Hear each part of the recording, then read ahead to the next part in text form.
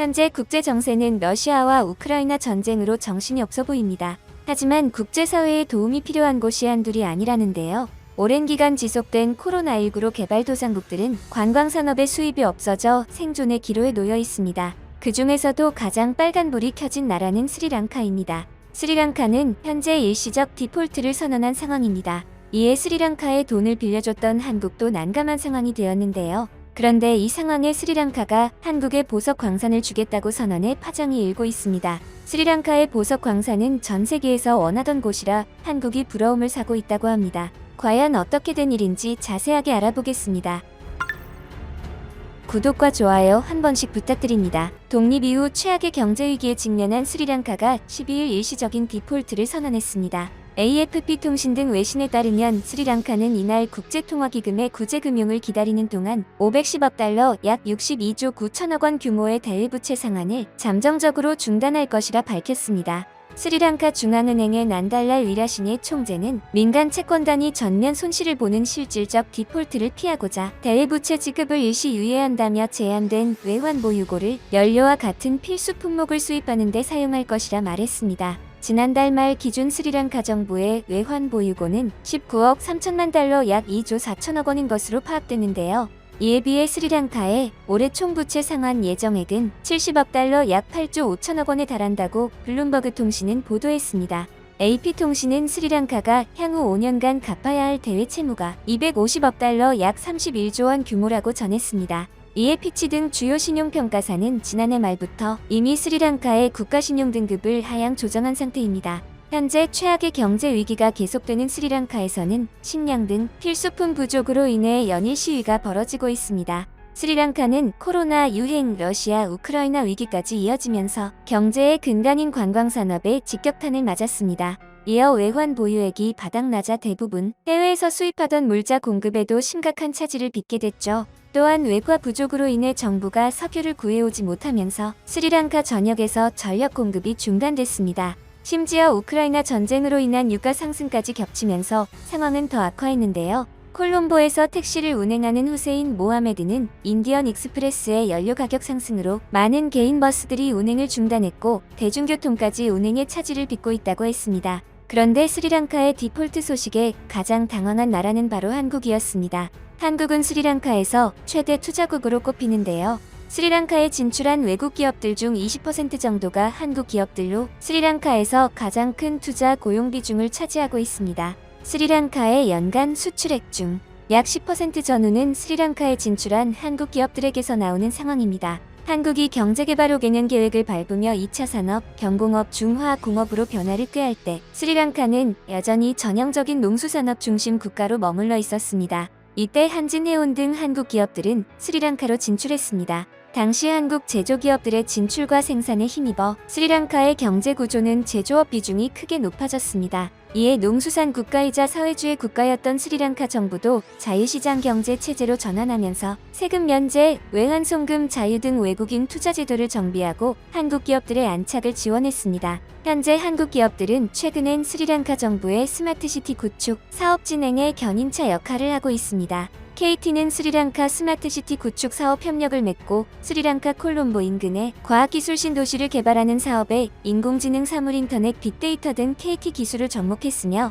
국토부도 스리랑카의 수도권 9개 신도시 개발에 참여, 과학기술 신도시와 공항 배후 도시 조성의 교통 스마트홈 등 스마트시티 건설 노하우를 전수하는 역할을 맡았습니다. 하지만 이러한 사업도 스리랑카의 디폴트 선언으로 잠정 중단되고 있는 상태인데요. 한국의 여러 차관을 빌린 스리랑카는 당장 한국에 돈을 갚지 못하자 스리랑카도 애지중지하는 라트나프라 보석 광산을 주겠다고 말했습니다. 스리랑카는 세계에서 손꼽히는 보석 광산을 가진 국가입니다. 작년 7월 스리랑카의 한 주택에서 우물을 파던 도중 2천억 원 규모의 사파이어가 발견돼 화제가 되기도 했는데요. 스리랑카 남부 라트나프라 지역의 한 주택가에서 약 510kg 무게의 사파이어 원석이 발견됐다고 보도됐습니다. 이는 길이 100cm, 폭 72cm, 높이 50cm의 이 원석은 한 무리의 스타 사파이어로 이뤄진 것으로 알려졌습니다. 당시 스리랑카 보석 당국은 이 사파이어의 가치가 2억 달러 약 2,300억 원을 넘을 것으로 보인다고 밝혔다고 뉴스퍼스트는 보도했습니다. 틸라크 위라싱의 스리랑카 보석국장은 이 보석은 아마 세계에서 가장 큰 스타 사파이어일 것이라며 크기와 가치를 고려할 때 보석 거래상이나 박물관 등에 관심을 끌 것이라고 말했습니다. 보석학자인 가미니 조이사는 이렇게 큰 표본은 본 적이 없다며 아마 4억 년 전에 형성된 것으로 보인다고 말했습니다. 이 사파이어는 현지 보석 상인 가마게가 인부를 시켜 자신의 집에서 우물을 파던 도중 발견됐다고 BBC 뉴스는 전했습니다. 이처럼 가정집의 우물에서 이런 엄청난 보석이 나오는 곳이 바로 라트나프라 지역입니다. 따라서 한국이 스리랑카에 투자한 금액을 돌려받지 못할 위기에는 처했지만 라트나프라가 한국의 소유가 된다면 오히려 투자 금액보다 더 이득일 수 있다는 의견이 나오는데요. 한편 스리랑카의 경제 상황은 우리의 생각보다 더욱 심각하다고 합니다. 얼마 전에는 종이와 잉크를 살 돈이 없어 학생들이 시험을 못 치르는 사태까지 벌어졌습니다. 이에 스리랑카 교육당국은 지난 21일부터 서부주에서 시행 예정이었던 학기 말 시험을 무기한 연기했으며 서부주 교육당국은 인쇄업자들이 종이와 잉크를 수입하기 위한 외화를 확보할 수 없었다고 설명했습니다. 종이 부족으로 중단된 것은 시험뿐이 아니었습니다. 주요 신문사들도 종이 부족으로 인쇄를 중단했는데요. 스리랑카 영자지 아일랜드와 싱할라어 자메지 디바이나는 인쇄판 발행을 중단하기로 했다고 25일 알자지라는 전했습니다. 그런데 스리랑카는 어쩌다 이러한 상황까지 처한 것일까요? 전문가들은 스리랑카의 디폴트는 이미 예견된 것이라고 말했습니다. 그 중에서 발단은 중국에서 인프라 정비를 이유로 거액의 자금을 빌려 재정난에 빠졌기 때문이라는데요. 중국은 스리랑카와 오랫동안 호혜 관계를 유지해왔습니다. 지난 10년 동안 중국은 도로, 공항, 항구를 포함한 인프라 프로젝트용으로 스리랑카에 50억 달러 이상을 빌려줬습니다. 아울러 코로나19 팬데믹 이전 중국은 스리랑카의 최대 관광 고객이었고 중국산 수입 의존도도 높습니다. 무엇보다 스리랑카는 중국의 일대일로의 핵심 국가입니다. 2017년 스리랑카가 남부 한반도타 항구 건설 과정에서 거액의 빚을 졌으나 운영 실적은 저조해 항구 운영권을 약 11억 달러를 받는 대가로 중국에 99년 동안 내주게 됐습니다. 미국 등 서구에서는 이 일을 중국의 일대일로의 늪이라고 꼽습니다. 하지만 중국은 디폴트를 선언한 스리랑카에 도움의 손길을 내밀지 않고 있습니다. 고타바야 라자팍사 대통령은 최근 시진핑 중국 국가주석에 직접 서한을 보내 지원을 요청했으나 아직 답을 받지 못한 상태입니다. 하지만 전문가들은 현재 코로나 상황과 우크라이나 사태가 맞물려 약소국들의 디폴트 선언이 계속될 수 있다고 전망하는데요. 파이낸셜 타임스는 전문가들을 인용해 가나, 엘살바도르, 튀니지 등도 비슷한 국면을 맞게 될 것으로 예상하고 있습니다.